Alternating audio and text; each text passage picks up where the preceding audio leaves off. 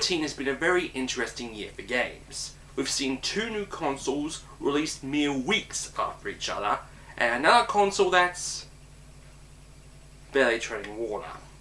So, like everyone else to finish this year off, we will be counting down the best games of 2013. Keep in mind, these are games that I have played, so if you don't like it, you can bugger off. So let's begin.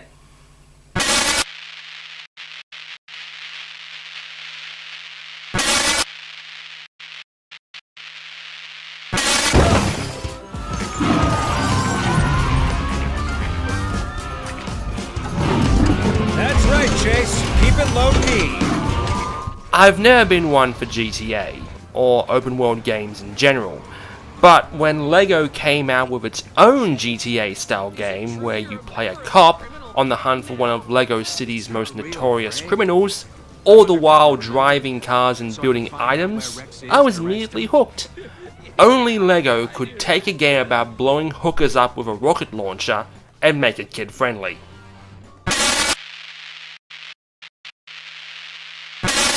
WayForward knew what they had could have either gone great or blow up in their face. Fortunately, it was the former. DuckTales Remastered took the greatness that was the NES classic and brought new life into it for this generation. Best of all, the entire living cast was brought back for the game, including 94-year-old Alan Young as Scrooge McDuck. That in itself is impressive.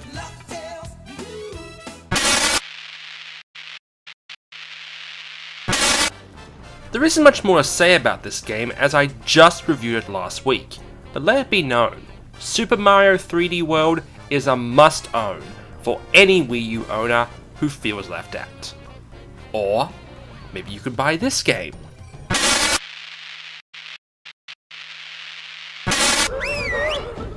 Yeah, I'll admit, Rayman Legends is just a little better than 3D World.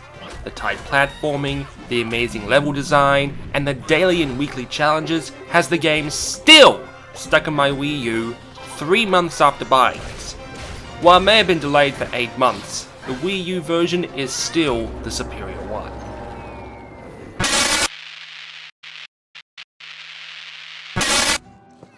The only PS3 exclusive on this list, and man, what a game. If this is what the PS3 is going out on as the PS4 takes over, then it's an amazing choice. One of the most emotional stories I've ever played, with deep, meaningful characters, especially Ellie, who will go down as one of the best female characters in gaming. Almost as good as...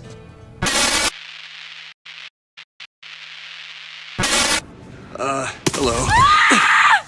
After Bioshock 2 left such a bad taste in everyone's mouth, when Ken Levine finally released the real sequel, everyone was blown away. The character of Elizabeth wasn't just an object needed to be escorted, she was a real person, who was actually useful in assisting you as well. And guys, oh, that ending. Wow.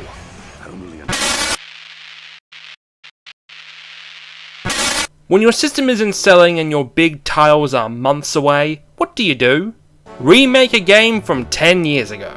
Wind Waker HD takes one of the GameCube's greatest games and brings it into the HD world, and commence speculation on the next remake.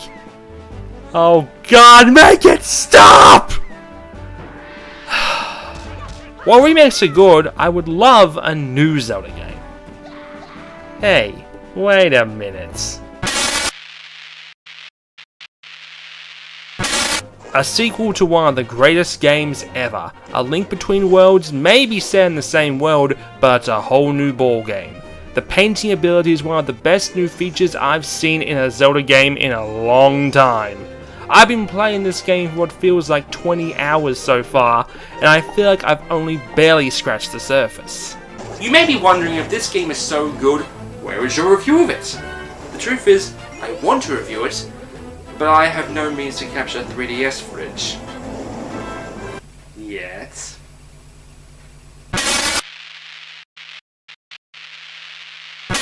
A game that did everything right.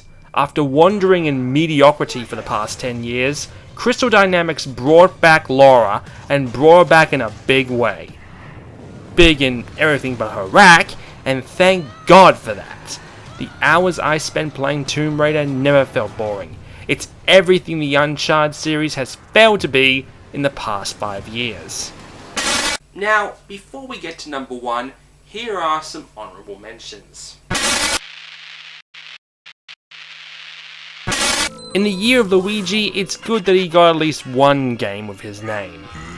The mind behind Okami going all tokusatsu on us makes for a wonderful, unique experience. Trying its best to remove the stench of Resident Evil 6, Revelations is brought to HD with Jill in a wetsuit. Enough said. So, what is my game of the year? GTA 5? Maybe Call of Duty Ghosts? Maybe I did get a PS4 or Xbox One? Maybe it's Rise or Knack? You wish. Nope, my pick for Game of the Year 2013 is a game a lot of you would have overlooked, but it was a game I was excited for more than any other game this year. My choice for Unboxed TV's Game of the Year for 2013 goes to...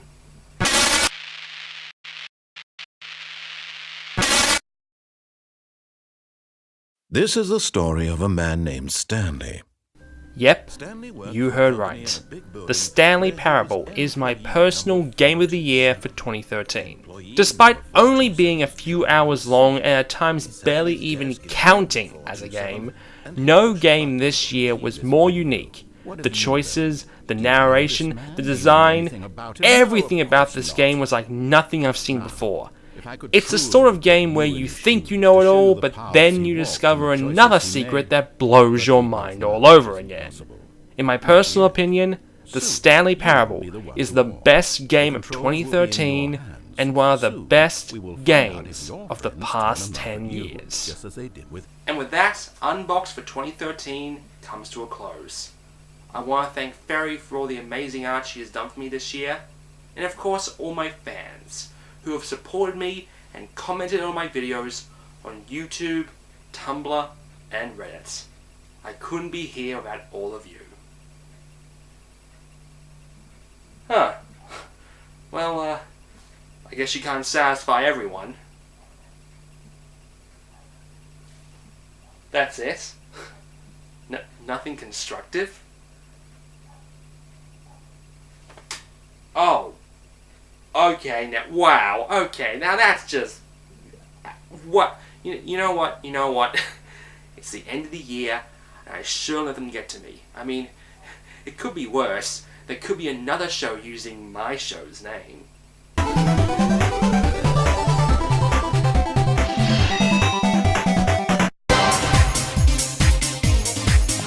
Oh! I didn't see you there!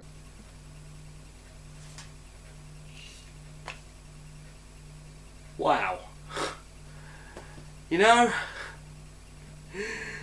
I've been doing this for 3 years, and what do I have to show for it, You know, maybe I should stop kidding myself. Maybe it's time to call it a day. Maybe.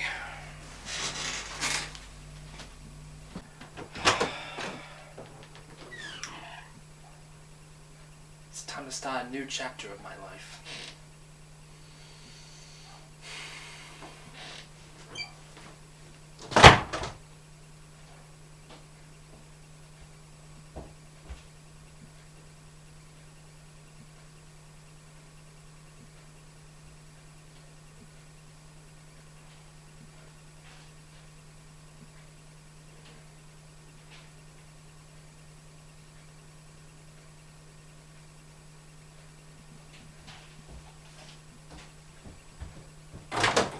Although, we are getting Smash Brothers, Bayonetta 2, and Watch Dogs next year. Whatever.